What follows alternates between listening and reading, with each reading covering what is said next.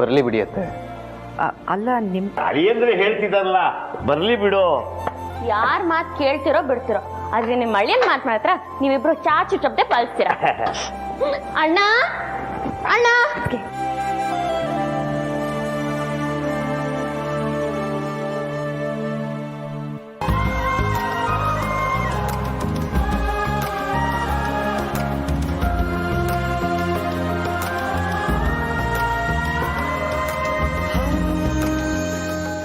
ಏನತ್ತೆ ಇದು?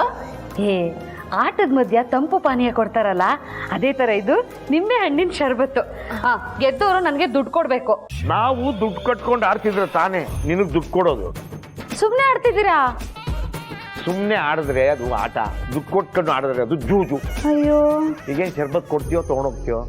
ಪರವಾಗಿಲ್ಲ, ತಗೋಣ. ಅರ್ಚನಾ ಫೋನು. ಹಲೋ ಅಕ್ಕ. ಏನ್ ದೀಪ, ತವ್ರ ಮನೆಗೆ ಹೋಗಿದ ತಕ್ಷಣ ಗಂಡನ ಮನೆಯವ್ರನ್ನ ಮರ್ತ್ಬಿಟ್ಟ? ಓ, ನಿನ್ ಗಂಡ ಅಲ್ಲೇ ಇದ್ದಾನಲ್ಲ ಅದಕ್ಕ? ಅಯ್ಯೋ ಹಾಗೇನಿಲ್ಲ ಅಕ್ಕ.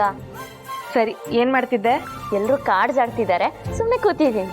ಹೌದಾ, ಗುಡ್. ಅಪ್ಪ ಹೇಗಿದ್ದಾರೀಗ? ಆರಾಮಾಗಿದ್ದಾರೆ. ಇರಿ, ವಿಡಿಯೋ ಫೋನ್ ಮಾಡ್ತೀನಿ. ಸರಿ ಸರಿ ಅಕ್ಕ, ಇರಿ ತೋರಿಸ್ತೀನಿ. ನೋಡಿ, ಎಲ್ಲರೂ ಸೇರ್ಕೊಂಡು ಕಾರ್ಡ್ಸ್ ಆಡ್ತಿದ್ದಾರೆ. ನಮಸ್ತೆ. ಅಂಕಲ್ ಕೇಳ್ಕೊಡು, ಮಾತಾಡ್ತೀನಿ. ಪೊಲೀಸಪ್ಪ ಮಾತಾಡ. ಹಲೋ ಅಂಕಲ್, ಹೇಗಿದ್ದೀರಾ ಈಗ? ದೇವ್ರ ದಯೆಯಿಂದ ಚೆನ್ನಾಗಿದ್ದೀನಮ್ಮ. ಒಳ್ಳೇದಾಯ್ತು. ಇನ್ಮೇಲೆ ಆರೋಗ್ಯದ ಕಡೆ ಗಮನ ಜಾಸ್ತಿ ಕೊಡಿ. ನನಗೇನಮ್ಮ ಆಗುತ್ತೆ, ಗುಂಡ್ಕಲ್ ತರ ಗಟ್ಟಿಯಾಗಿದ್ದೀನಿ, ನೋಡ್ಬೇಕಾದ್ರೆ.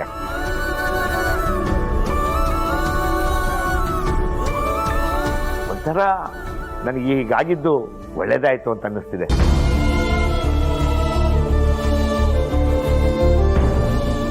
ಏನ್ ಹೇಳ್ತಿದ್ದೀರಾ ಅಂಕಲ್? ನನಗೆ ಆರೋಗ್ಯ ತಪ್ಪಿದಾಗ ನನ್ನ ಹೆಂಡತಿ, ಮಗಳು, ತಂಗಿ, ಅಳಿಯಂದ್ರು ಎಷ್ಟು ಸಹಕಾರ ಕೊಟ್ಟರು ಗೊತ್ತಾ?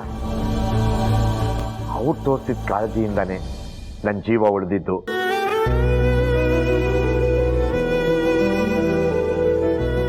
ಅಷ್ಟೇ ಅಲ್ಲ, ಇವತ್ತು ಎಲ್ಲರ ಜೊತೆ ಖುಷಿಯಿಂದ ಕಾಲ ಕಳೀತಿದ್ದೀನಿ. ಇದಕ್ಕಿಂತ ಬೇಕಾ? ಅದೇನೋ ನಿಜಾನೇ ಅಂಕಲ್, ಆದ್ರೆ ಆರೋಗ್ಯ ಸರಿ ಇಲ್ದಿದ್ದೆ ಒಳ್ಳೇದಾಯ್ತು ಅನ್ಕೋಬೇಡಿ. ನೀವ್ ಮಾಡಿದ ಪುಣ್ಯನೋ ಏನೋ, ಸರಿಯಾದ ಸಮಯಕ್ಕೆ ಎಲ್ರು ನಿಮ್ಮನ್ನ ಹಾಸ್ಪಿಟ್ಲಿಗೆ ಸೇರಿಸಿ ಬೇಗ ಹುಷಾರಾಗೋ ಹಾಗೆ ಮಾಡಿದ್ದಾರೆ. ಇನ್ ಮುಂದೆ ನಿಮ್ಮ ಆರೋಗ್ಯದ ಬಗ್ಗೆ ಕಾಳಜಿ ವಹಿಸಿ. ಆಗ್ಲಮ್ಮ. ಪೊಲೀಸಪ್ಪ, ಬರೀ ನಾವಲ್ಲ, ನರಸಿಂಹಣ್ಣ, ರಾಹುಲ್ ಅಣ್ಣ ಅವರು ಆಸ್ಪತ್ರೆಯಲ್ಲಿ ಇದ್ರಲ್ವಾ? ಹಾ, ಹೌದು ಹೌದು, ಅವರಿಬ್ರು ಇದ್ರು. ಮತ್ತೆ ಅವ್ರ ಬಗ್ಗೆನೂ ಹೇಳ್ಬೇಕಲ್ವಾ? ನಮ್ಮ ಮನೆಯಲ್ಲಿ ರಾಹುಲ್ ಅಂತ ಒಬ್ರು ನಮ್ಮ ಊರಿನ ಸ್ಕೂಲ್ ಮೇಸ್ಟ್ ಇದ್ದಾರೆ. ಅವರು ಅಷ್ಟೇ ತುಂಬಾ ಓಡಾಡಿದ್ರು.